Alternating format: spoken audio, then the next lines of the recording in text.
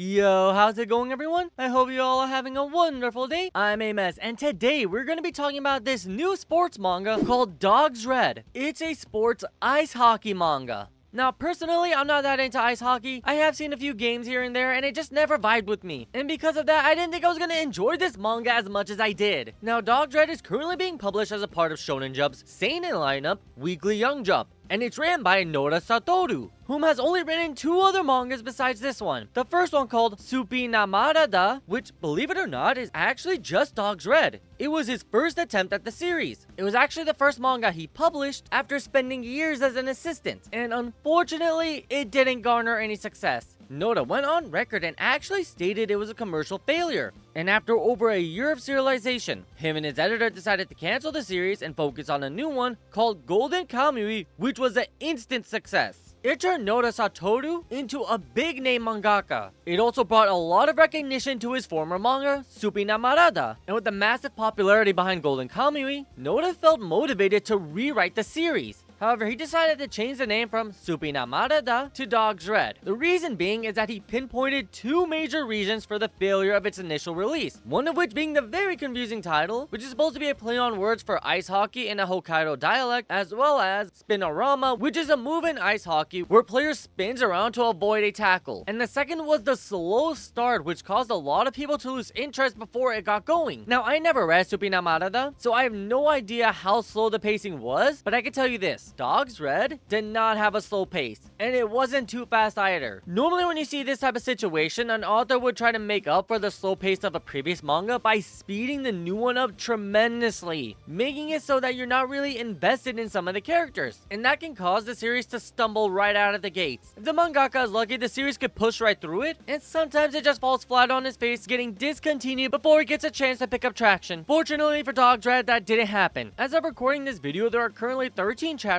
out, and it doesn't look like it's ending anytime soon. Personally, I think it's really well written and really well paced. The characters are all amazingly done. They each have their own drive and passion for the sport, and it comes from a different point of view. For example, the protagonist, Shirakawa Rou, is a figure skater and one of the best in all of junior high. The series begins with him competing in the qualifiers for the Olympic Games. Now, unfortunately, it's revealed that his mother died the previous day in a car accident. She was his coach and mentor. She's the one who designed his entire routine and motivated him to pursue the Olympics. Despite the tragic accident and him losing his mother, he still made it onto the ice rink and put on a beautiful performance, allowing him to claim the top spot and qualify for the Olympics. And then, for an unknown reason, immediately after receiving first place, he completely loses it and begins trashing the backstage. He begins throwing chairs out into ice rink, assaulting some of the other contestants, and going completely and utterly mad. As a result of this, he was banned from participating in the Olympics. He then ends up moving to Hokkaido with his grandfather, where he ends up finding a new passion in ice hockey. Interestingly enough, the way this passion came to be was as a result of a run-in with a complete and utter brute of a hockey player who tried to beat his ass for getting close to his hockey net. This person has such a nasty personality that apparently anyone who got close to the hockey net received a beating, and he ends up drawing a goal line with their blood. So this dude is completely and utterly deranged, and he just picked a fight with Ryo. However, Ryo, being a professional figure skater, was easily able to dodge this brute's massive swings. Now, the brute's older brother tried to come between them, but as a result of the fight, Ryo fell onto the ice hockey net, causing the ice to shatter and the net to sink into the lake. The older brother managed to convince the younger one to step off for a bit, but Ryo was still shackled with the responsibility of replacing their net.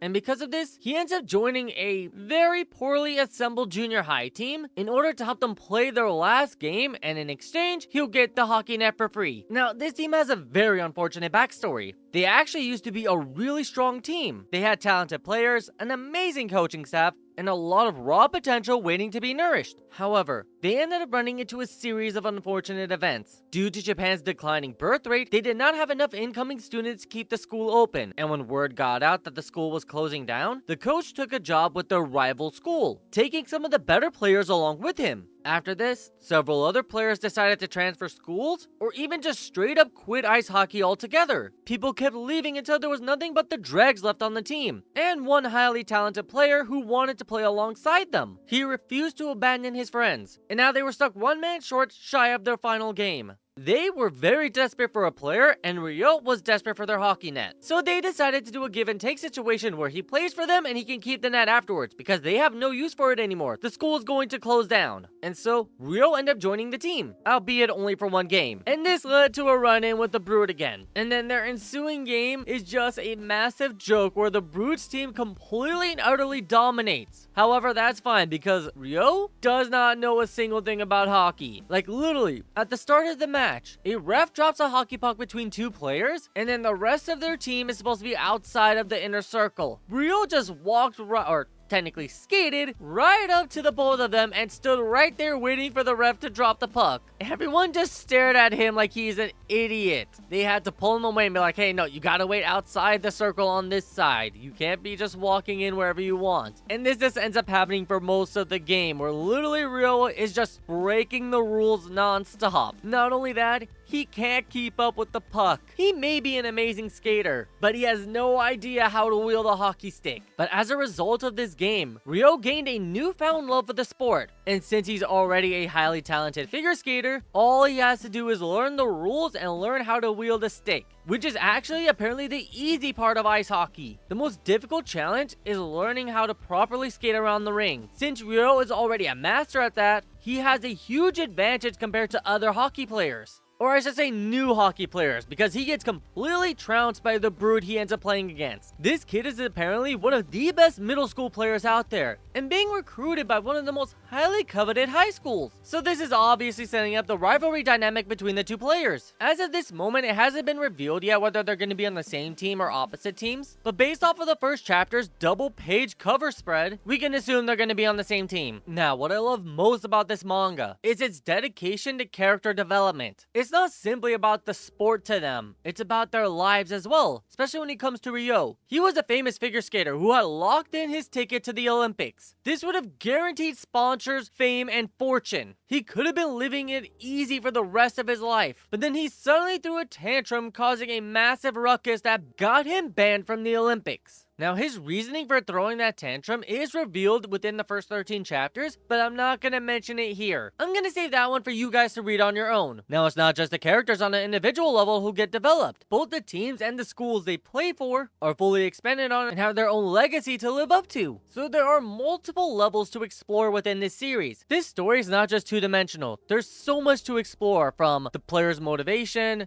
their backstories, the school's legacy, the politics behind building a team, and so much more left to unpack. Me personally, I'm really loving this series. Only 13 chapters in, and I am a huge fan of it. It is honestly one of the better sports mangas that I've read, and it's had an amazing start to it so far. I cannot wait for the story to fully develop and build upon the amazing foundation it has already set up for itself. And that's gonna be it for this one, folks. This series has so much potential. There's a lot going on with it, not just with the ice hockey. There's gonna be a lot of drama and a lot of character growth. And by the end of it, I can see this being within my top 3 best sports mangas. Anyways, I'd like to thank you all so much for watching. I truly appreciate it. I look forward to seeing you in the next one, and remember to keep having fun. See ya!